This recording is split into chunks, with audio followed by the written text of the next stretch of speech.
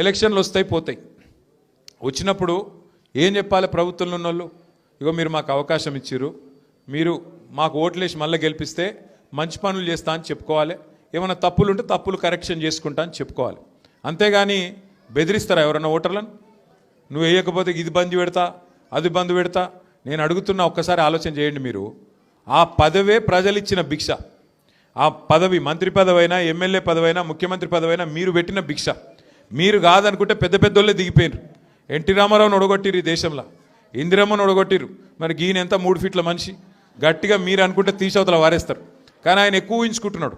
ఆయన నేనేదో రాజు అయిపోయినా, చక్రవర్తిని అయిపోయినా, నన్ను మించిన వాడు లేడు, నేనేదో యుద్ధంలో గెలిచి వచ్చినా, ఇది నా సామ్రాజ్యం అన్నట్టు ఇది కట్ చేస్తా, అది కట్ చేస్తా అంటే ఆయన తోక కట్ చేసే రోజులు ఎక్కువ దూరం ఏం లేదు. జూబ్లీ హిల్స్లో బరాబర్ ప్రజలు తోక కట్ చేసే ఆలోచనలో ఉన్నారు. కాంగ్రెస్ పార్టీది బుద్ధి చెప్పే ఆలోచనలో ఉన్నారు.